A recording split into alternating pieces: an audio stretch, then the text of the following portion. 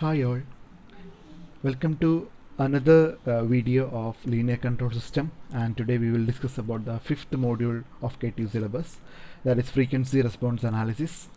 And we'll be learning the basics of frequency response analysis and some frequency domain specifications like thing.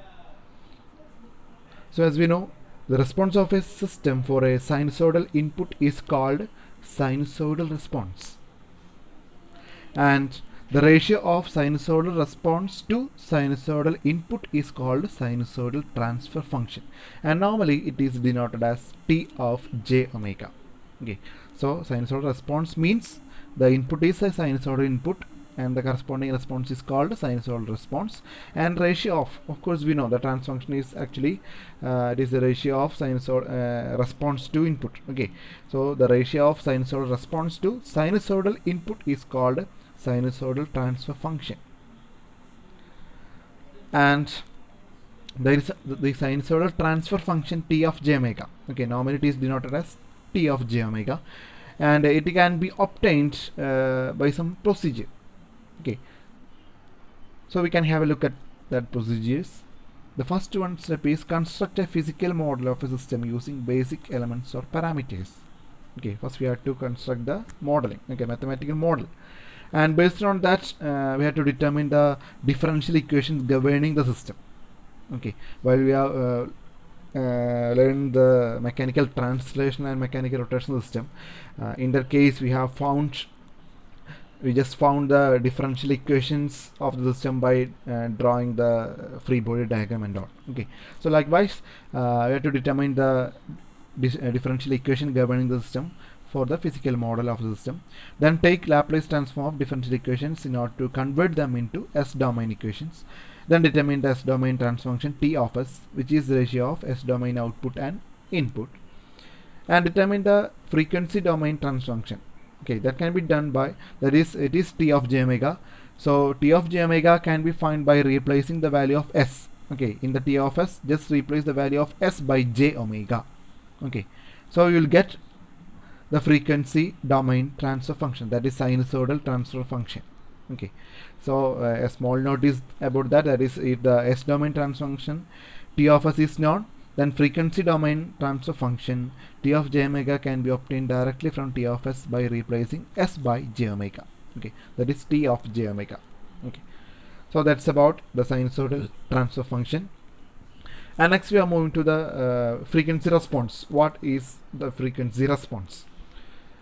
The frequency domain transfer function T of j omega, actually it is a complex function of omega. That is, it means it contains the magnitude value and phase value of a system. Okay, so it can be separated into magnitude function and phase function. So actually the magnitude and phase functions are real functions of omega. Okay, real functions of omega, and they are called the frequency response.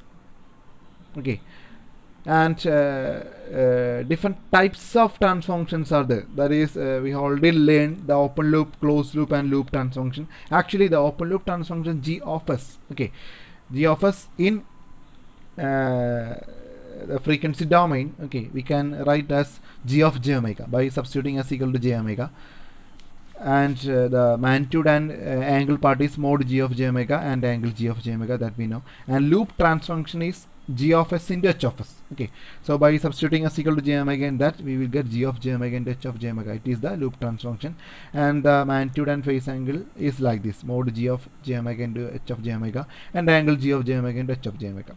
Likewise the closed loop transfer function is we are normally denoting it as M of S, and we know that the M of S is equal to G of S by 1 plus G of S into H of S. Okay, 1 plus G of S into H of S. Okay, so M of j omega is equal to G of j omega by 1 plus G of j omega into H of j omega. Okay, so likewise we can find the magnitude and phase angle of that closed loop transfer function also. Okay, so you have to just notice the three terms. Open loop transfer function, it is G of S, loop transfer function it is G of S into H of S, and closed loop transfer function it is M of S, that is G of S by 1 plus G of S into H of S. Okay, And next we are moving to the frequency domain specifications. What are the different frequency domain specifications? In the previous modules we just learned the time domain specifications like delay time, rise time, peak, overshoot, etc. So likewise here we have to just learn the frequency domain specifications. There are 6 frequency domain specifications, that is resonant peak, resonant frequency, bandwidth, cutoff rate, gain margin and phase margin. Okay. So first one is the resonant peak. Actually the resonant peak means it is the maximum value of the magnitude of closed loop transfer function. That is, closed loop transfer function means our M of S, that is G of S by 1 plus G of S into H of S. Okay, this one. Okay, this one.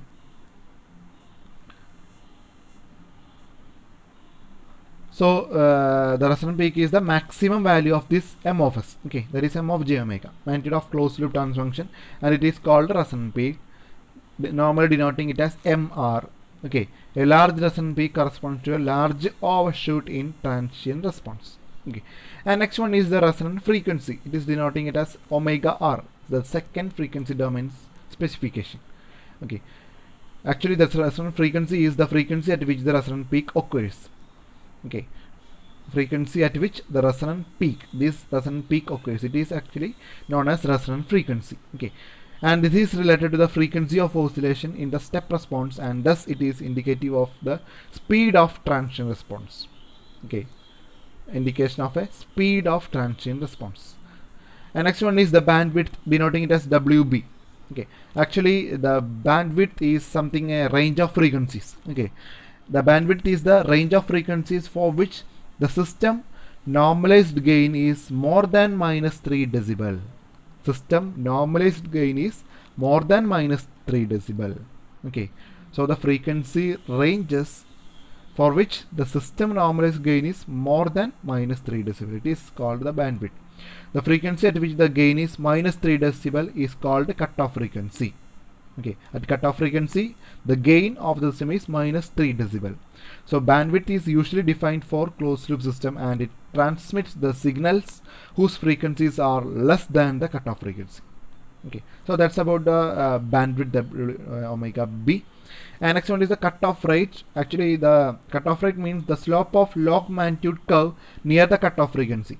Okay, we just learned what is cutoff frequency, that is a frequency at which the gain is -3 decibel is called cutoff frequency. So the slope at that is near the cutoff frequency is called cutoff rate. Okay, the slope of log magnitude curve, actually the log magnitude curve is a frequency domains plot. Okay, we will be learning some plots regarding the log magnitude, that is the frequency versus magnitude curves we will be learn. Okay, so actually the slope of log magnitude curve near the cutoff frequency is called cutoff rate. Okay, and the next one is gain margin, and it is denoted as kg, and one of the important specification in frequency domain analysis, and in most of the questions based on the frequency response analysis will be asked to find the gain margin kg. So the gain margin kg is defined as the value of gain to be added to the system in order to bring the system to the verge of instability. Okay, so that much gain we can add to a system to bring the system to the verge of instability. Okay, and the gain margin kg is given by the reciprocal of magnitude of open loop transfer function at the phase crossover frequency.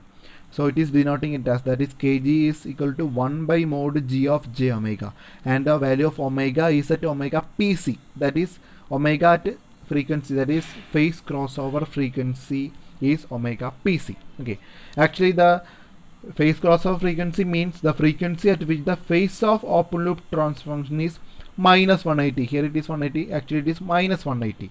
The frequency at which the phase of open loop transfer function is -180, and it is called the phase crossover frequency omega pc. Okay, and kg is denoted as 1 by mod g of j omega pc, and the gain margin in decibel can be expressed as kg in dB. Okay, it can be found by using the equation 20 log kg. Okay, for finding it in decibel we have to use the equation 20 log kg, that is 20 log this value 1 by mod g of j omega pc. Okay, so that's about the gain margin kg. And the next one is phase margin, another important specification of the frequency response analysis, that is phase margin, and it is denoted as gamma. The phase margin gamma is defined as the additional phase lag to be added to the system, that is at the gain crossover frequency, in order to bring the system to the verge of instability. That is, both definition of phase margin and gain margin is something related. Okay, so learn by just comparing the terms. Okay, so gamma phase margin means additional phase lag, that much phase lag we can add to the system, okay, to be added to at the gain crossover frequency in order to bring the system to the verge of instability. Actually, the gain crossover frequency omega gc, earlier it was omega pc, so here it is omega gc. Gain crossover frequency omega gc is the frequency at which the magnitude of open loop transfunction is unity. Okay, that is mod g of j omega is unity. Okay, or it has a frequency at which the decibel magnitude is 0. Okay, decibel magnitude 0 means if the magnitude of the open loop transformation is unity, if we are converting that into the decibel, we know that we have to use the equation 20 log. Okay, 20 log 1. Okay, because here the value is unity, so 20 log 1, log 1 is 0. So of course the frequency at which the decibel magnitude is 0 is called a gain crossover frequency. Okay, and the equation regarding the gain crossover phase margin is gamma is equal to 180 plus 5 gc, and phi is the corresponding angle corresponding to the gain crossover frequency. Angle corresponding to the gain crossover frequency is called 5 gc. So using this equation we can find the phase margin. Okay, so that's about the frequency domain responses, that is frequency domain specifications.